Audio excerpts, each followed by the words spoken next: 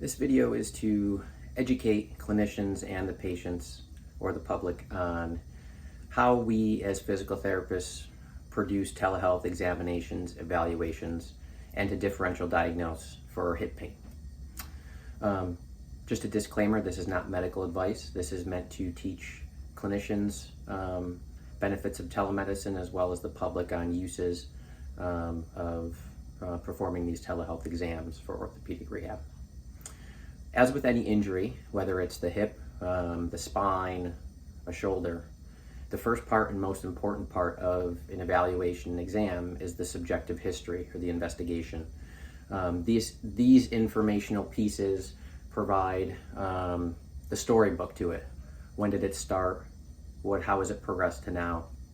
And also the characteristics of the individual. So age, time frame, is there a mechanism of injury, or is it something that's just progressed over time? What activities worsen pain? Where the pain is located? What symptoms are they feeling? So these are all pieces that really give us a lot of the beginning pieces of what's going on and how to help you. Specifically, when we look at time frame for issues longer than 8 weeks, those bring up situations where abnormal tissue healing might have commenced, such as hip flexor or glute tendinopathy. But issues less than that, typically there's not enough time for those kind of tissues to heal abnormally. Activities that worsen or change symptoms.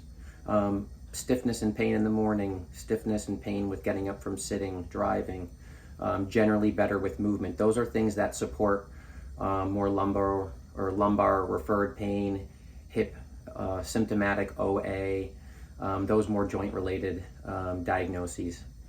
Pain location, where is the pain?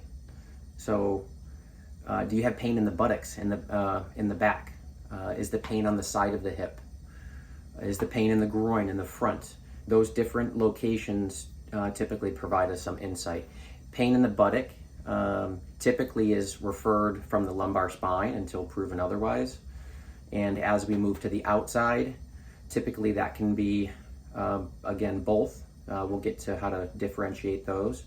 And typically groin pain or pain in the front of the hip presents more likely as true hip pathology versus posterior buttock pain.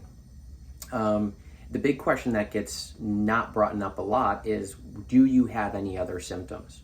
If someone has hip pain and they have numbness and tingling in their calf and their foot goes numb once in a while,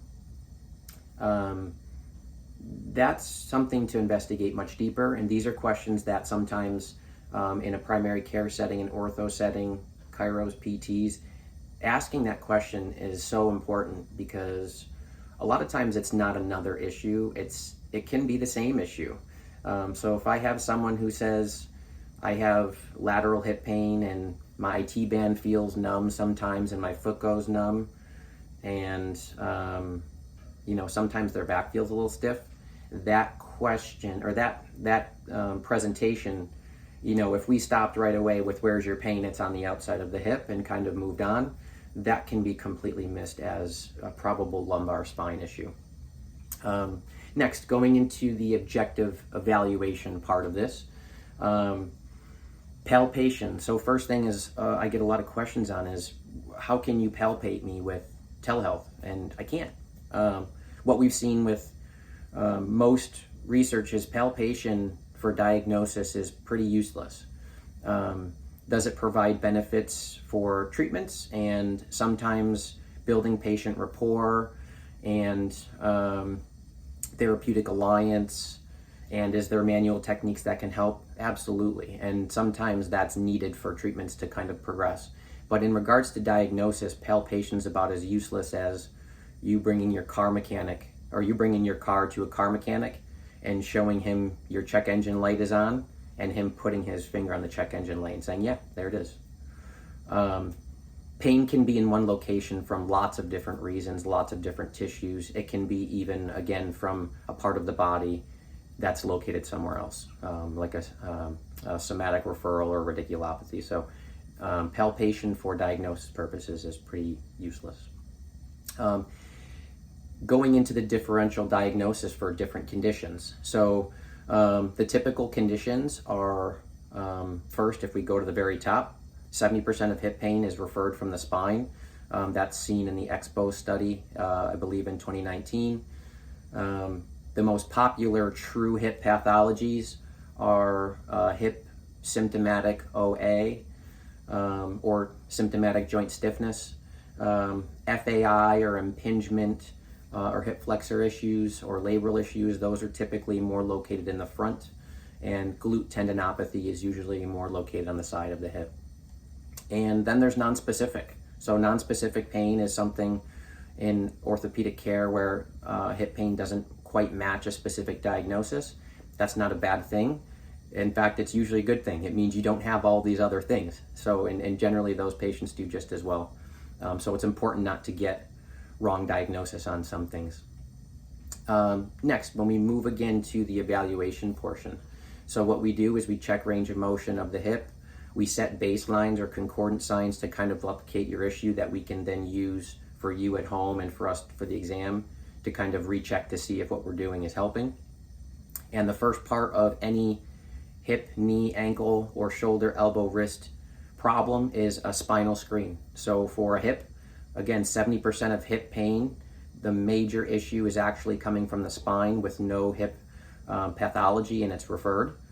And to do a true, thorough investigation of the lumbar spine, you set hip baselines, you do extension in line with overpressure, you go as far as you can, you do extension in standing with a fulcrum. If no response or worse, you go to flexion rotations or side bends to that side. And if there's no major changes in hip baselines, you move on. But that is something that is needed to be checked, and I check with every patient no matter what they come in for. Another big test that helps differential if pain in the hip is coming from the lumbar spine or if it's true hip issues is a Faber test. So this can be done laying down or seated in a chair, and if it's within normal limits or doesn't replicate the symptom that the patient's complaining about, or if it's similar range of motion to the other side, typically that actually rules out hip and favors the lumbar spine more. So if you take a test and wind up the whole joint and all the tissues around it and it shows pretty normal, that's would hopefully make sense as to why maybe that pain is actually being referred from the spine above it, probably upper lumbar area, which refers to the L2, L3 nerves and muscles to that hip. Once you move on from there, to check and diagnose hip OA, there's a cluster of 5 tests. 4 out of the 5 tests being positive gives us a likelihood ratio of 24.3. That's a very good cluster. So we do a squat, we do an active hip flexion, we do an active hip extension, and we do passive or active assistive hip internal rotation. Scour test I can't do through telehealth, but again, 4 out of 5 positive tests, or 4 out of 4 doing via telehealth, would indicate pretty highly of hip OA, as well as the subjective storyline that fits it, including morning stiffness gets usually a little better with movement or walking, trouble driving and things like that. Next is femoral acetabular impingement and labral issues. This pain is typically, again, the locations in the front. It's kind of a pinching, it's a catching feeling. A nice test for that is the Thomas test. So this is one that I can have a patient lay down on their bed, pull the uninvolved knee up to their chest, relaxing the involved leg down. That test alone has a positive likelihood ratio of 11.1, which is pretty strong for an individual test. You'd want more to support that, again, along with the subjective history and storyline to match that kind of issue. Last, glute tendinopathy. So again, subjective story and things that make the issue worse. Stairs, hopping, running, pains on the outside of the hip. Any loaded glute tendinopathy movement would produce some issues. And laying on that side is one that can typically produce some issues when they're sleeping and stuff like that. But a really nice and easy special test for glute tendinopathy is single leg stands for 30 seconds. That test alone has a likelihood ratio of 24.3. So for an individual test, a single leg stance for 30 seconds, or even add maybe some hopping in to someone with more muscular strength, would be a nice, easy telehealth special test. I think that's really it. Leave comments, questions, concerns, or anything you'd like, and if there's any other follow-up videos I can make, I'd be happy to do that. So share your thoughts.